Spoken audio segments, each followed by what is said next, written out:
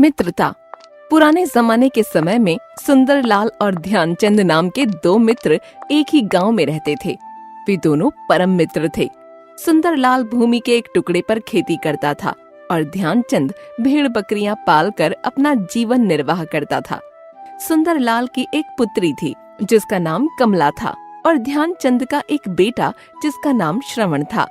कमला और श्रवण एक दूसरे से प्रेम करते थे। एक ऐसा समय आया कि ध्यानचंद व उनके बेटे की रोजी रोटी भेड़ बकरियों से नहीं होने लगी।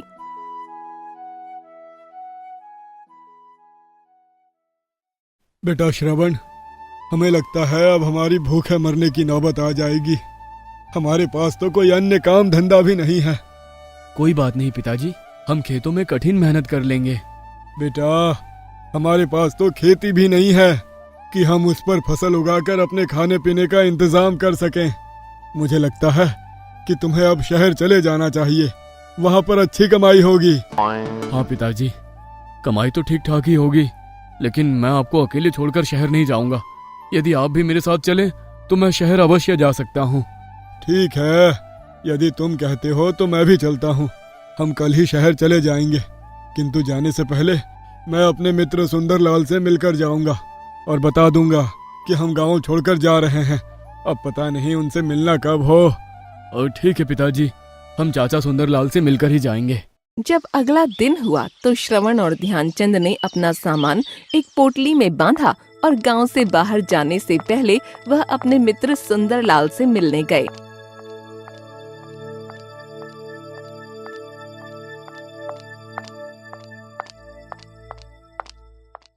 अरे मित्र ध्यानचंद, तुम ये पोटली बांधकर कहाँ जा रहे हो? तुम तो जानते ही हो मित्र कि भेड़ बकरियों से हमारा गुजारा नहीं होता। मैं और श्रवण अब गांव छोड़कर शहर जा रहे हैं। हम गांव छोड़कर जा रहे थे तो सोचा तुमसे मिलते चले, फिर ना जाने कब तुमसे मुलाकात होगी। ये तुम क्या कह रहे हो? भला मेरे रहते हुए तुम गांव छोड़कर कहीं जा सकते?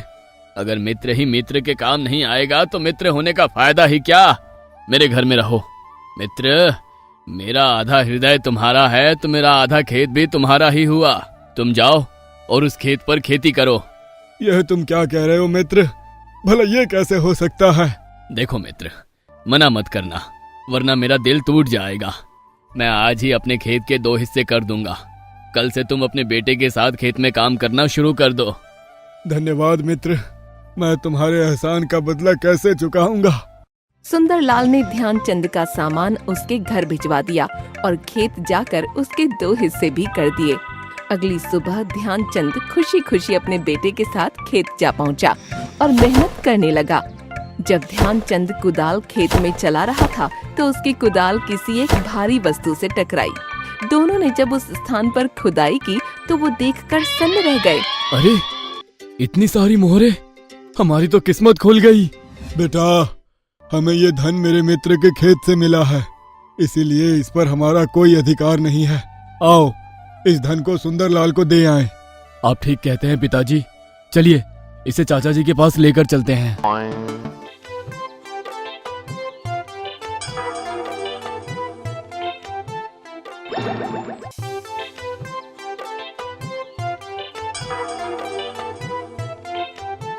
खुशियाँ मनाओ मित्र, अरे खुशियाँ मनाओ, तुम्हारे भाग्य खुल गए। ये सोने की मोहरे हमें तुम्हारे खेत से मिला है। क्या क्या कह रहे हो ये तुम? हाँ मित्र, मैं सच कह रहा हूँ। अब तुम्हें जीवन भर मेहनत करने की जरूरत नहीं पड़ेगी। मुझे मालूम है दोस्त कि तुम कितने निस्वार्थ हो, लेकिन ये धन तुम्हारा है, मेरा नहीं, क्योंकि ये खजाना तुम्हें अपनी जमीन से ही मिला है।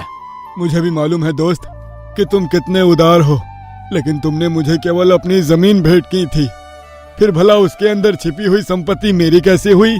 दोनों के बीच काफी देर तक बहस होती रही और दोनों ने वो धन लेने से साफ इनकार कर दिया। मित्र, तुम्हारा एक बेटा है और मेरी एक बेटी है। हम दोनों की शादी कर देते हैं और ये मिला हुआ धन इन्हीं को सौंप देते हैं।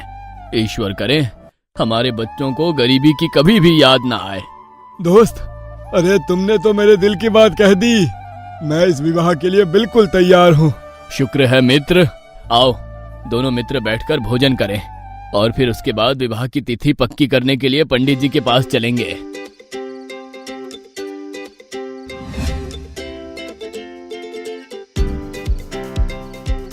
दोनों ने एक अच्छा सा मुहूर्त देखकर श्रवण और कमला का विवाह कर दिया। शादी पूरी हो जाने के बाद दोनों ने अपने बच्चों को बुलाया। मेरे बच्चों, ये स्वर्ण मुद्राओं से भरा हुआ बर्तन तुम लोग रख लो। ईश्वर करें कभी तुम्हें किसी मुसीबत या दुख का सामना ना करना पड़े। नहीं चाचा जी, हम ये धन अपने पास नहीं रखेंगे। संतान को ऐसी कोई भी वस्तु अपने पास रखना शोभा नहीं देता जिसे उसके पिता ने ठुकरा दिया हो। ये ठीक कहते हैं पिताजी, ये धन हमारे किस काम का?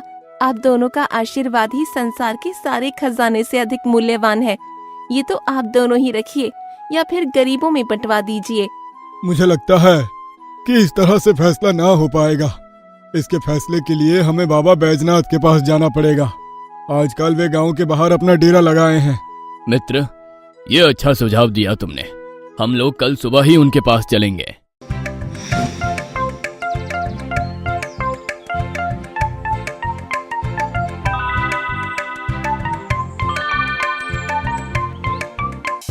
अगला दिन होते ही वो सब स्वर्ण मुद्राओं की पोटली लेकर बाबा बैजनाथ के पास जा पहुँचे। प्रणाम गुरुदेव। कहो वत्स, क्या समस्या है? गुरु महाराज, ये स्वर्ण मुद्राओं से भरी पोटली मुझे मेरे मित्र सुंदरलाल के खेत से मिली है, किंतु अब वो इस थैली को अपने पास नहीं रखना चाहते क्योंकि वो थैली मुझे खेती करते हुए मिली है। जी गुरुदेव, मित्र ध्यानचंद भी इस थैली को अपने पास नहीं रखना चाहते। अब हमें समझ नहीं आता कि अब हमें स्वर्ण मुद्राओं का क्या करें। वत्स सुकन्या, तुम बताओ हमें क्या करना चाहिए? गुरुदेव, मैं तो इन्हें सारा धन राजा को सौंप देने के लिए कहता हूँ, क्योंकि राजा ही धरती की संपदा का मालिक होता है। पुत्र आनंद, यदि तुम मेरी जगह पर होते तो क्या फैसला देते? गुरुदेव, मेरी अंतरात्मा ने इस समस्या का समाधान इस प्रकार से किया है कि यदि मैं आपके स्थान पर होता तो मैं इस धन से इस विराम स्थान में एक विशाल छायाकार बाग लगवा देता, जिससे कि उसमें सारे थके हारे गरीब लोग आराम कर सकते और उसके फलों को खाकर भूख प्यास मिटा सकते। तुम्हारा निर्णय न्याय संगत है मेरे बच्चे। तुम ये सारा धन लेकर शहर चले जाओ, वहां से बीज खरीदो और लौटकर वैसा ही बाग यहाँ पर लगाओ जिसकी तुमने चर्चा की है। आपकी आज्ञा सिर माथे गुरुदेव, लेकिन मैं चाहता हूँ कि इन उदार लोगों से आप एक बार पूछ लीजिए। हमें तुम्हारा उत्तर न्याय संगत लगा। हम भी यही चाहते हैं। आप लोग जैसा चाहे इस धन को व्यय कीजिए।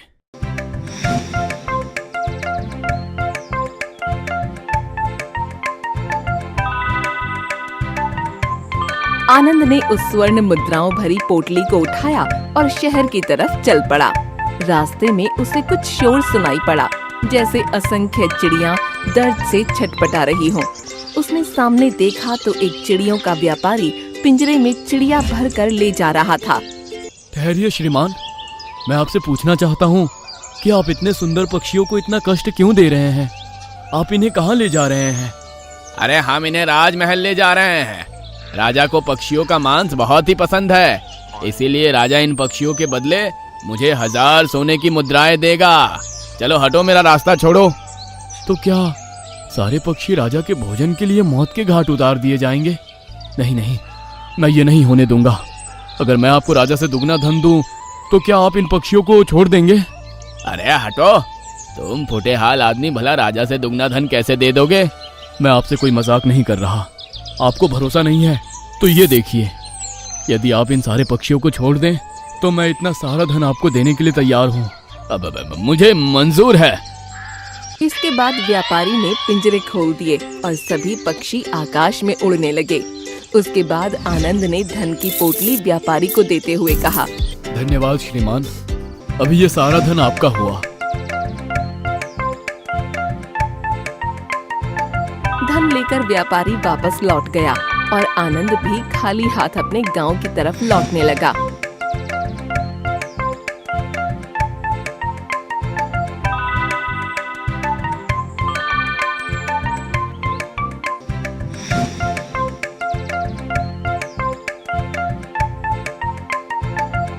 हाँ, आज मेरे हाथों कितना पुण्य का काम हुआ है। किंतु जैसे जैसे वो गांव की तरफ बढ़ने लगा उसे चिंता सताने लगी। वो पश्चाताप की अग्नि में जलने लगा। मुझे अपनी दिल की खुशी के लिए दूसरों के धन को मनमाने ढंग से खर्च करने का अधिकार नहीं है। अब मैं गांव जाकर गुरुदेव और उन उदार लोगों को क्या जवाब दूंगा। धीरे धीरे शाम ढलने लगी और एक पेड़ के नीचे आनंद बैठ गया। उसे नींद आ गई और वो सो भी गया तो सपने में उसे एक पक्षी दिखाई दिया। हे मनुष्य, हम साधारण चिड़ियाएं नहीं हैं, हम देवलोक की अप्सराएं हैं जो एक ऋषि के श्राप के कारण चिड़िया बन गई थीं। मानो तुमने मात्र हमें पिंजरे से नहीं बल्कि श्राप से ही मुक्त करवाया है। तुम चिंता मत करो, तुम्हारा कार्य करवाने में हम तुम्हारी पूरी सहायता करेंगे। चिड़िया रानी, क्या तुम सचमुच ऐसा कर सकती हो? हाँ अवश्य। कल तुम्हें जहाँ पर बगीचा बनवाना था तुम वहीं पहुँच जाना, बाकी का नजारा तुम स्वयं ही देख लेना। इतना कहकर चिड़िया अंतर्ध्यान हो गई और सुबह की पहली किरण निकलते ही आनंद उसी स्थान पर जा पहुँचा जहाँ उसे बगीचा बनवाना था। वाह, कितना अद्भुत नजारा है। चिड़िया रानी ने तो सचमुच कमाल कर दिया। कहीं मैं सपना तो नहीं देख रहा। जैसा कि चिड़िया ने कहा था, वहाँ पर वृक्षों, नदी, तालाबों का अद्भुत नजारा था। चारों तरफ हरियाली ही हरियाली थी, जिसे देखकर आनंद प्रसन्न हो रहा था।